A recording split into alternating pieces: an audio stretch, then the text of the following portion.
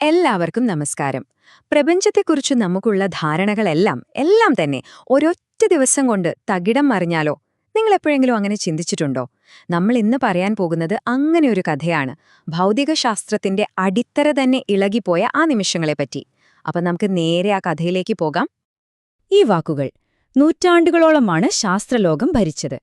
ഐസക് ന്യൂട്ടന്റെ കാഴ്ചപ്പാടിൽ പ്രപഞ്ചം എന്നു പറഞ്ഞാൽ ഒരു ഭീമൻ ഘടികാരം പോലെയായിരുന്നു. സമയം അത് എല്ലായിടത്തും ഒരുപോലെ ഒരേ വേഗതയിൽ മുന്നോട്ടു പോകുന്ന ഒരു കേവല സത്യം. ഇതിനെ ആർക്കും ചോദ്യം ചെയ്യാൻ കഴിയില്ല, അത്ര ഉറപ്പായിരുന്നു എല്ലാവർക്കും. പക്ഷേ ഒന്ന് ആലോചിച്ചു നോക്കിയേ, നമ്മൾ ഏറ്റവും അടിസ്ഥാനപരമെന്ന് കരുതുന്ന സമയം, സ്ഥലം, ഇതൊന്നും യഥാർത്ഥമല്ലെങ്കിലോ, വെറുമൊരു സങ്കല്പമാണെങ്കിലോ?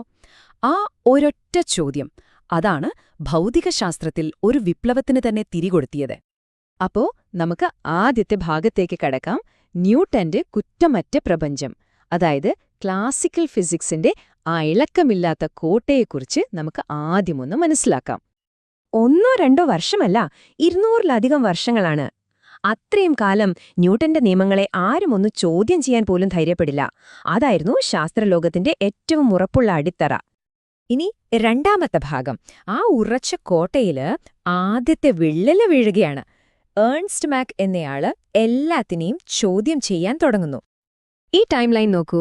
ന്യൂട്ടന്റെ പുസ്തകം വരുന്നത് 1687-ലാണ്.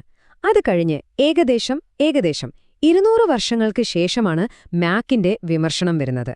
അപ്പോൾ ഒന്ന് ആലോചിച്ചു നോക്കൂ, എത്ര കാലമാണ് ആ ആശയങ്ങൾ ഒരു ചോദ്യം പോലുമില്ലാതെ അങ്ങനെ തന്നെ നിലനിന്നതെന്ന്. മാക്കിന്റെ പ്രധാന ലക്ഷ്യം ന്യൂട്ടന്റെ സിദ്ധാന്തത്തിന്റെ അടിത്തറ തന്നെയായിരുന്നു. അതായത് നമുക്ക് നേരിട്ട് അനുഭവിക്കാനോ അളക്കാനോ ഒന്നും പറ്റാത്ത ഈ കേവല സമയം, കേവല സ്ഥലം എന്നൊക്കെ പറയുന്ന ആശയങ്ങളില്ലേ, അതിനെയാണ് അദ്ദേഹം കടന്നാക്രമിച്ചത്. ശാസ്ത്രം ഇങ്ങനെയുള്ള വെറും സങ്കല്പങ്ങളിൽ കെട്ടിപ്പൊടുക്കാമോ? അതായിരുന്നു അദ്ദേഹത്തിന്റെ ചോദ്യം. ഈ സംവാദം ശരിക്കും പറഞ്ഞാല് വളരെ ലളിതമായിരുന്നു. ഒരു വശത്ത് ന്യൂട്ടൺ പറയുന്നു, സമയമെന്ന് പറയുന്നത് മറ്റൊന്നിനെയും ആശ്രയിക്കാതെ സ്വയം ഇങ്ങനെ ഒഴുകിക്കൊണ്ടിരിക്കുകയാണെന്ന്. അപ്പോൾ മാക് തിരിച്ചു ചോദിക്കുകയാണ്, നമ്മളതെങ്ങനെ അറിയും? കയ്യിലൊരു ക്ലോക്ക് ഇല്ലെങ്കിൽ പിന്നെ സമയത്തെക്കുറിച്ച് നമുക്ക് എന്തു പറയാൻ പറ്റും? ഇതായിരുന്നു മാക്കിന്റെ വാദത്തിന്റെ ഏറ്റവും പ്രധാനപ്പെട്ട ഭാഗം. ഒരാശയം ശാസ്ത്രീയമാണെന്ന് പറയണമെങ്കിൽ അത് നമുക്ക് അളക്കാൻ കഴിയണം, നിരീക്ഷിക്കാൻ കഴിയണം. അല്ലാത്തതെല്ലാം ശാസ്ത്രമല്ല, വെറും തത്വചിന്തയാണ്, അത്രയുള്ളൂ. ഇനി മൂന്നാമത്തെ ഭാഗം, രണ്ടാമത്തെ വിള്ളൽ. ഇത് വെറുമൊരു വാദമായിരുന്നില്ല, മറിച്ച് ആർക്കും അവഗണിക്കാൻ കഴിയാത്ത ഒരു പരീക്ഷണത്തിൽ നിന്നുണ്ടായ പ്രശ്നമായിരുന്നു.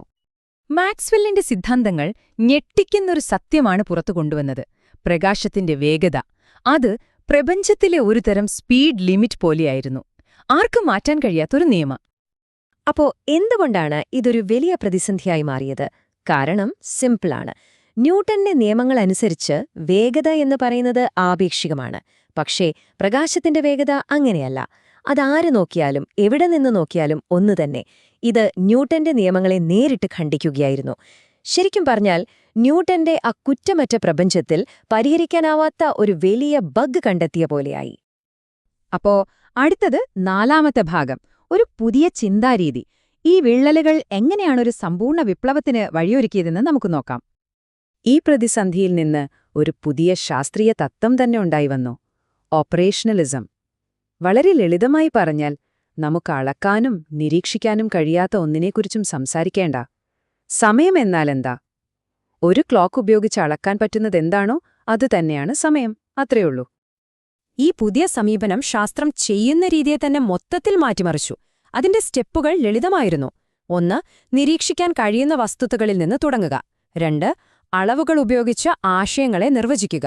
3, ആ തെളിവുകളുടെ അടിസ്ഥാനത്തിൽ മാത്രം സിദ്ധാന്തങ്ങൾ ഉണ്ടാക്കുക. അഞ്ചാമത്തെ ഭാഗം ഐൻസ്റ്റീന് കളമൊരുക്കുന്നു. ഈ ബൗദ്ധിക വിപ്ലവം യഥാർത്ഥത്തിൽ പ്രപഞ്ചത്തിന്റെ അടുത്ത മഹാനായ ശില്പിക്ക് വേണ്ടിയുള്ള നിലമൊരുക്കലായിരുന്നു.